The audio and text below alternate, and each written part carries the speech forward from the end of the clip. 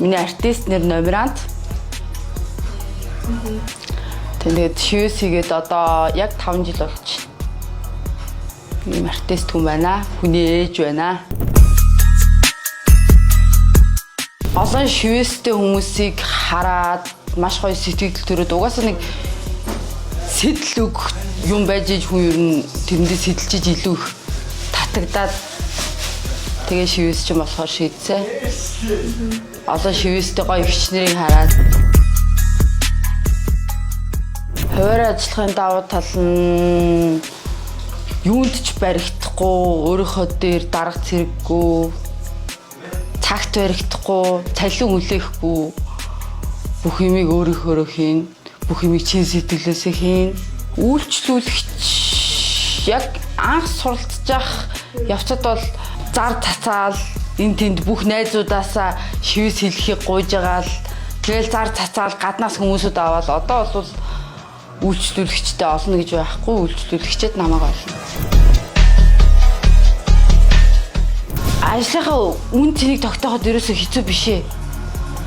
Энд чинь цаанаасаа сэтгэл зүгээс гарч байгаад үнэлэл нь эсвэ болоод үйлчлүүлэгч хараад миний хэлсэн үнэтэй үнгөө угаасаа намайг үнэлнэ.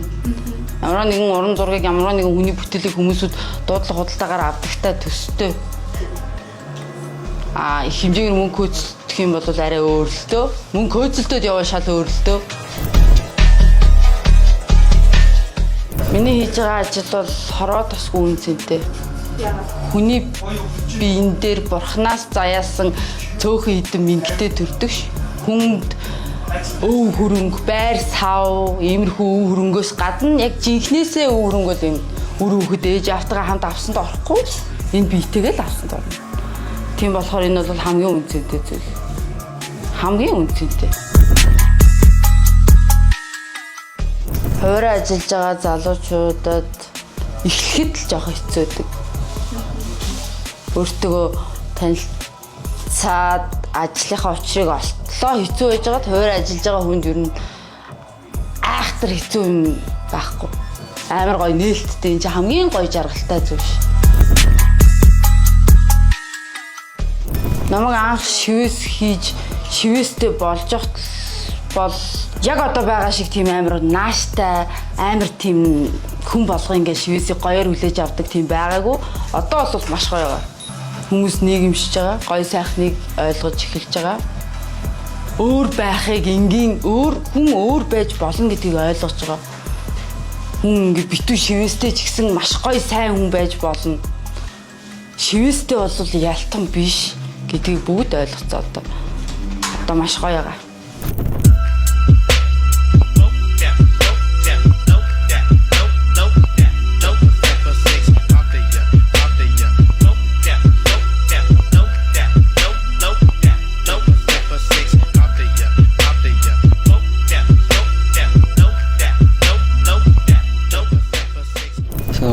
Батөргөл гэдэг артист нэм Бензо гэдэг явж байгаа.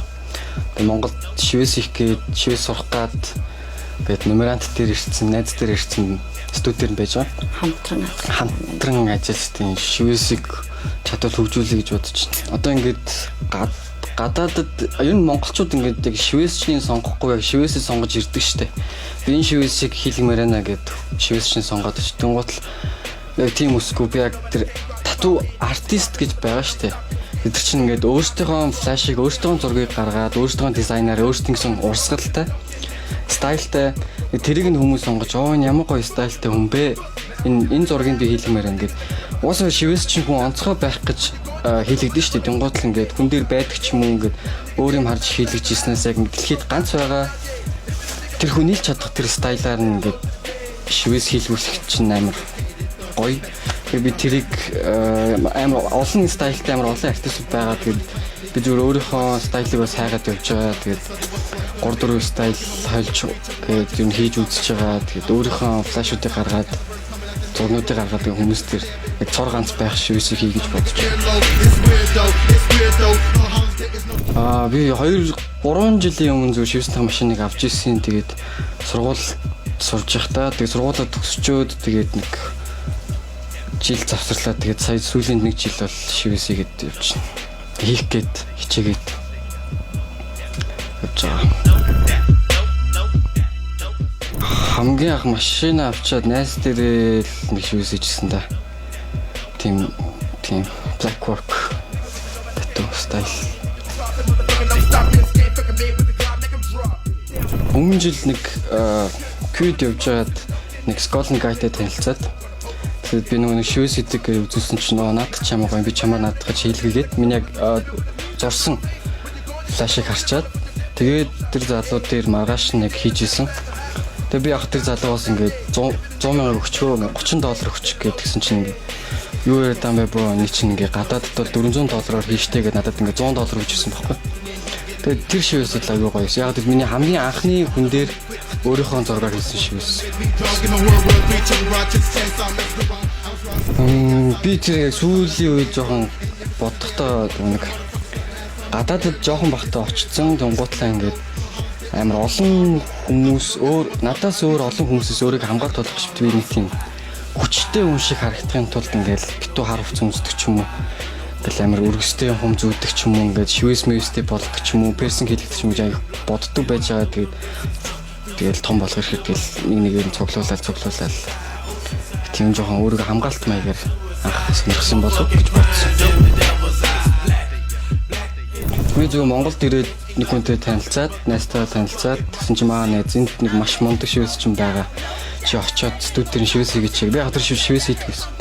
Тэгээд хэлэхдээ тэгээд би найз номерант дээр ирээд тэр хоорондоо айгуух юм яриад тэгээд айгуух таалагдаа. Дээрээс нь номерант ингээ наад яг ойлгодог гэх юм уу?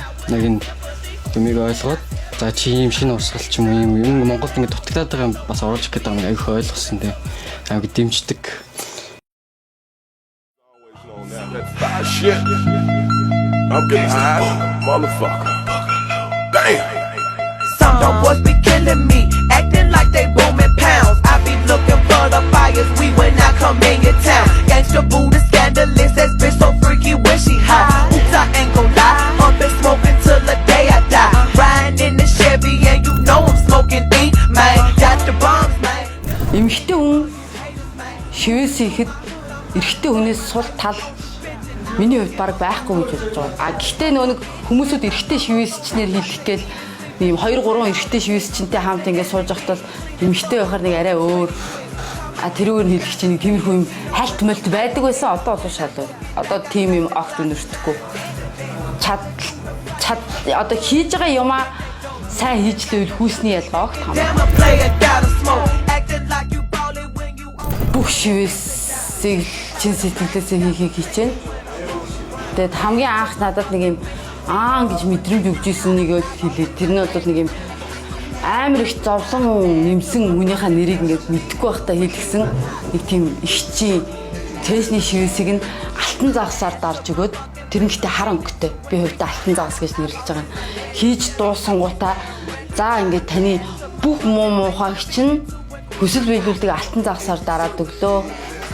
Одоо ингээд бүх юм чинь сайхан жигдэрлээ ихчээ гэд хэлснээс хойшоо тэрэгч яг л хэлснээр болж байгаа юм шиг л хүн ингээд яаж чин сэтгэлээсээ баярлаж байгааг өөрийнхөө хэлсэн хөлснөөс илүү хөөс анх удаа авч үзэхтэй.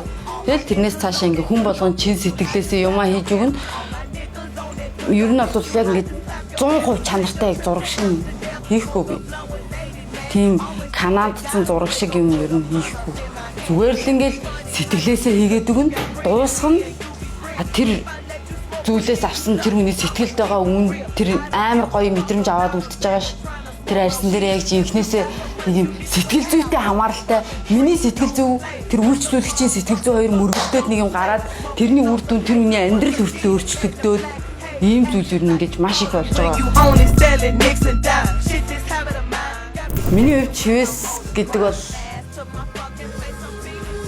хүн өөртөө танилцаад, чин сэтгэлээсээ өөртөө танилцаад өөр дээрээ өөрийнхөө эд эрхтнийг дур зоргоороо эдэлж болох хэмжээний майндтай болоод өөр дээрээ өөрийнхөө тухай ингэж сийлж байгаа, өгтөө авч үлдэх хамгийн үнцэнтэй урлагийн бүтээл. Энд 3 ширхэг, за 4 ширхэг чөлөө дуран бүтээлж байгаа.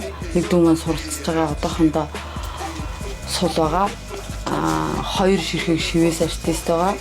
Бүгд чөлөөт уран бүтээлч хамгийн гол нь чөлөөтэй өөрийнхөөрөө юунд ч баригдахгүй хинээс ч нэг тийм ямар нэгэн дарамт авахгүй тиймэрхүү байдлаар уран бүтээл гаргаж байгаа хүмүүс учраас бүх бүтээл нь хайраар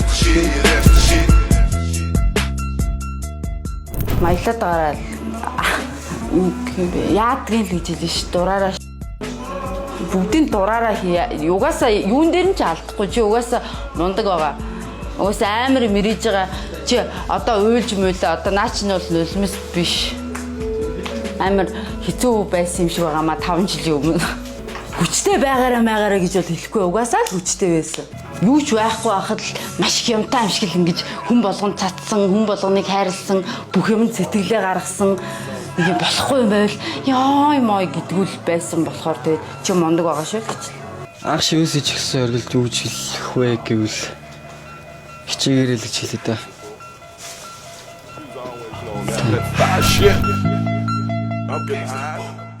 Оролтоод үзээрэй л гэж хэлнэ те. Зоригтой тууштайгаараа. Маш үнцэнтэй юм хийж байгаа шүү. Та нар хийхийг хүсэж байгаа шүү. Ер нь бүх юмд тууштай ах хэрэгтэй. Тууштай байвал юунд ч хүрнэ.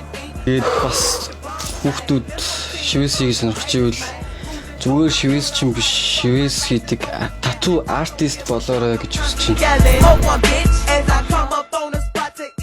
Ирээдүйд би маш олон хүнд сайн сайхан мэдрэмж төрүүлнэ гэж төсөөлж байна. Энэ газар олон хүмүүст хүрэхийн тулд олон газар байх магадлалтай. Хүмүүс дураараа байх цэг нь хүмүүс өөрсдийнхөө байх газар олон байгаасаа гэж хүсэж байгаа учраас тийм миний хүсэл ер нь биелчих байхаа.